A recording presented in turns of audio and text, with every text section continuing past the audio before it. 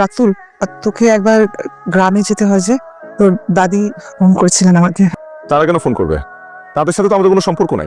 রক্তের সম্পর্ক তো কিসের রক্তের কথা বলছো তুমি? এত বছরে যারা আমাদের একটা আবার খোঁজ নেয় না, তাদের সাথে আমাদের কিসের সম্পর্ক? তো উনি অসুস্থ, এই ঈদটা সব নাতি নাতনিদের সাথে করবেন। কি রিয়েলাইজেশন আসছে? এভাবে বলতে হয় না। যে মানুষগুলো আমার বাবার আর আমার মায়ের বিয়ে মেনে নেয় নাই, মানে তুমি তো নিশ্চয়ই যাচ্ছ না। আমাকে যেতে তো বল।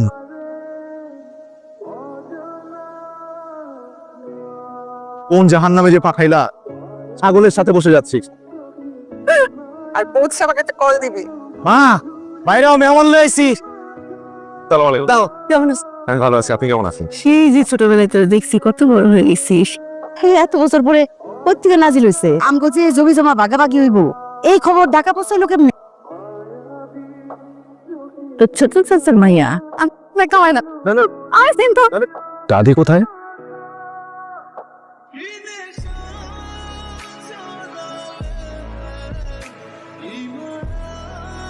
ঘরটা পূর্ণ হইল। রাতুল ভাইয়া, ঢাকা শহর নাকি অনেক সুন্দর। আমার না খুব ইচ্ছা ঢাকা শহর জায়গা পড়বো।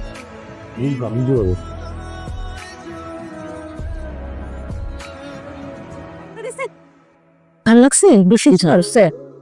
রাত্রিবেলা ওর জন্য আলাদা করে ঝাল কম দিয়ে তরকারি রান্না। রোজার দিনে 10 জনের জন্য 10 রকম রান্না করুক, যুদ্ধ লেগে গেছে গা। বুঝছি তো। আমি তোর অ্যাড দিতেছি, তুই আমার কর, অ্যাকসেপ্ট কর। প্রোফাইলের নাম কি? অ্যাঞ্জেল শালু। তুই তো আমার ওল্ড লিস্টেই আছো। কেন ভাই? আর ছবি তো এরকম ভালো। আসসালামু আলাইকুম। তোর বাপের ফোন দিছিলি? উল্টা আরো রাগ করছে। এত উতলা আর কি আছে? আমার যখন ইচ্ছা তখন আসবো। তোর নিয়ে আর পারলাম না। আসসালামু আলাইকুম।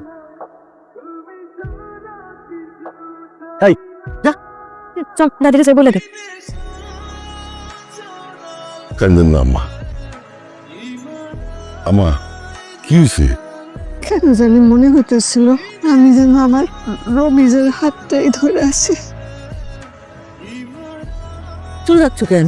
একটু কাজ আছে ভাবি। তোর জামাই যে রাতুলের দেখলে এরকম এড়ায় যায়। এরাই বলো তো কি করবো, এত বছর কই আছিল। আমরাও কি খোঁজ নিচ্ছি। যাও তুমি খোঁজ নাও, তোমার এত দায়িত্ব। আর তুমি দরজা আটকে নিবে না? কিছু দেখলো কাউরি কিচ্ছু করবো না। তুই তো ওখানে গিয়ে আমাকে ভুলে গেছিস। আর মাত্র 2টা দিন, তারপর তুই চলেই আসবি। কিভাবে যে টিকবো? জীবনে রক্তের সম্পর্ক কি খুব গুরুত্বপূর্ণ? কিন্তু মানুষগুলো অদ্ভুত। আমার কষ্টে কাঁদে, আমি হাসলে হাসে, আনন্যাচারাল ফিল হয়।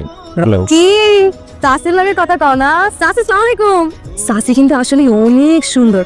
আমি রাখি, পরে ফোন। রাতুল ভাইয়া, তুমি আসলেই অনেক সুন্দর। রাত্রে এখানে তাকে ঠিক না, সাপ খোপের ভয় আছে। ঠান্ডা লাগবে, ওষ করতেছে।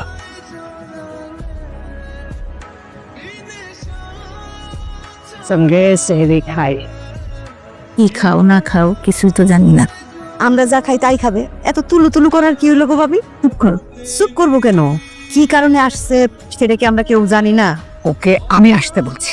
জি আম্মা। কিছু মনে করো না ভাই, খাও খাও। তোর একটা ফাফর মারুন কত বেয়াদব। ওর যদি কিছু হইতো সাঁতার জানে? আমি আসলে সাঁতার জানি না। হয়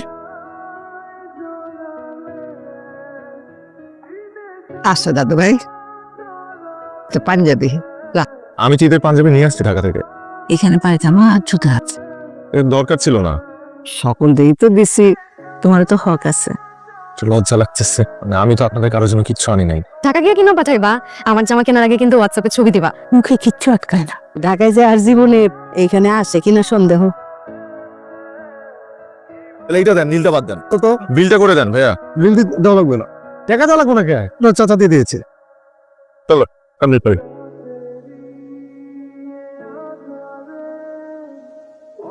তুই তো দেখি আজকে কল দিতে ভুলে গেছিস। সমস্যাগুলো আগের মতোই আছে। ঈদে জামা কাপড় কিনে দিছে মা, এই প্রথম। আমিও কিনে দিছি, টাকা পেলি কোথায়? কিন্তু মা আমার একটা টাকাও দিতে হয় না। ছোট চাচা দোকানদারকে আগেই টাকা দিয়ে রাখছিল। তুই না বললি উনি তোকে দেখতে পারে না? আমি তো তাই জানতাম। ঈদ করে রওনা দিব। জামা কাপড়গুলো পছন্দ হয়েছে? একটু খ্যাত আর কি।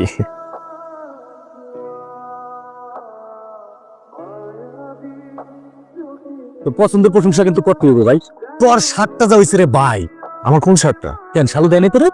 আর মাটির ব্যাংক ভাইয়া তাড়াহুড়া করে শাক কিনে এলো পরে দিব দেখা নিজে সমস্যা নিয়ে সমাধান আল্লাহু আমিন।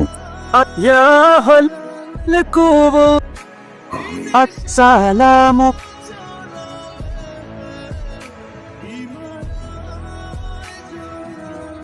কালু একা একা বসে আছো যে, মন খারাপ? এমনি বসে আছি। আয় আমার লগে। হ্যাঁ আমার লগে। জানি না আর কি তুমি যে আসছো তাতে আমি অনেক কাঁদতেছেন কেন? এটা ওর বাড়ি, তোমার যখন মন চায় তুমি আসবা। নাইদা, রবি কই? সে কাজে গেছে। ও জানে না আজকে রাত চলে যাবো? তো সেই জন্য কি উনি পৃথিবীর কাজকর্ম বন্ধ করে ঘরে বসে থাকবো? আমাদের কথা মনে থাকবো তো বাবা। খুব মনে থাকবো।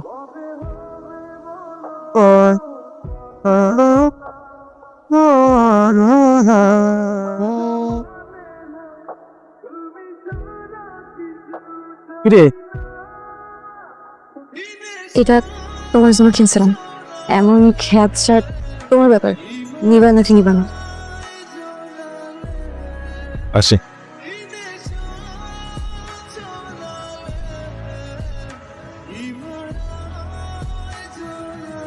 রাতুল ভাইয়া উঠো, অনেক বেলা হয়ে গেছে। পুরো শানু আমি এখানে আর কতক্ষণ ঘুমাবি? ওখানে কি কি হলো কিছু তো জানলাম না। ঈদের নামাজ পড়বো না? না লাগবো না। রাতুল, আজ গালি ডুবাচ্ছিস কেন? কি কি? আমি তো প্রেম প্রেম গন্ধ পাচ্ছি।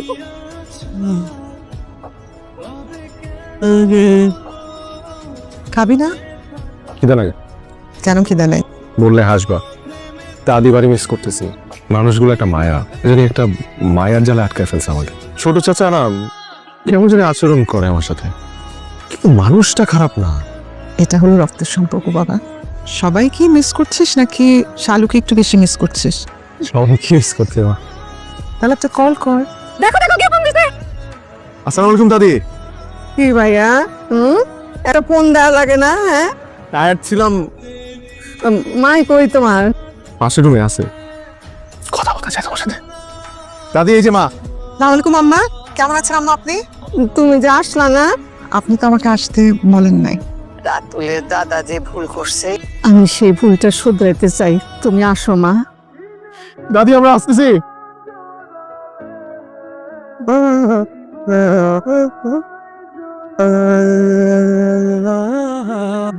সে তো সবকিছু মেনে নিলাম। এসব কথা বাদ দেন। আপনার জন্য আমি শাড়িটা এনেছি। শাড়ি কাপড় দিয়ে সবার মন জয় করতেছেন সম্পত্তি জয় করার জন্য? চুপ কর। না এটা কি ভুল কিছু বলছে?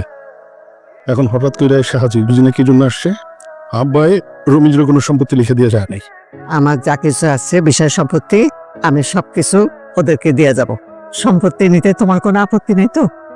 এই সম্পত্তিতে তো আমার কোনো অধিকার নেই। এখানে আসার আগে আমি সম্পর্কের ভ্যালু বুঝতাম না। ঢাকায় বড় হয়েছে বাবাকে ছাড়া। কি পাশের ফ্ল্যাটে কে থাকে এটাই আমি জানি না। দাদির কথার কারণে আমি এখানে আসি। তারপর থেকে আমি বুঝতে পারি একটু একটু করে যে মানুষগুলো আত্মার মানুষ। আমার খাওয়ার টেবিলে যখন ঝাল লাগে তখন প্রত্যেকটা মানুষ অস্থির হয়ে যায়। দুষ্টামি করতে করতে আমি পুকুরে পড়ে যেতে নিয়েছিলাম, তা যাই এখন আমার ভাই রকি পানিতে চাপ দিছে। এগুলো তো আমি কিছু বুঝতাম না কখনো। বাবা মারা যাওয়ার আগে একটা জিনিস অনুরোধ করে গেছে, সে তার আপনজনদের পাশে থাকতে চেয়েছিল। দাদি, আমার অধিকার তো কম। আজকে প্রথম তোমাকে দাদি বলে ডাকলাম। আমার কোনো সম্পত্তি লাগবে না, আমি কিচ্ছু চাই না, আপনাদের ভালোবাসা চাই। ইয়েস, আমাদেরকে দূরে রাখবেন না, কবরের পাশে দিয়ে প্লিজ। তোমার কি মনে হয়েছে আমরা সম্পত্তি চাই? আমার ভাইটারে আমার কাছ থেকে ছিনিয়ে নিছে মাত্র 1 বছরের ভালোবাসার জন্য। একজন মানুষ কি করে এই সম্পর্ক ভুলে যেতে পারেন? তোমার মায়ের উপরে আমার রাগ ছিল, আমি তোমাদের সহ্য করতে পারি নাই। তোমার চাচা কিছুই বুঝায় বলতে পারেন। তুমি যখন আসছো তোমার চাচা ভাবছিল আসবে না, তারপরও তোমরা ছুটে আসছে তোমার এক নজর দেখাচ্ছিল।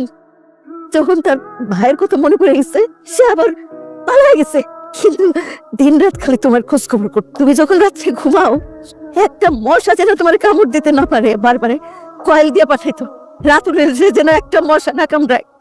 তোমার বাবা আমার এত আদর করতো, একদম বোনের মতো আদর করতো। সেই রাঙ্গা ভাইজান যখন লাশ হয়ে ফিরে আসলো, তোমার মায়ের প্রতি আর তোমার প্রতি খুব অভিমান করছে। তুমি যখন চলে যাও, আমি তো অত কিছু বুঝি না, একটা জিনিস করছি, আমার ভাতিজাটারে আপনি ওর জন্য মানুষ করছেন, ওরা দেখে আমার বাইরে করছে।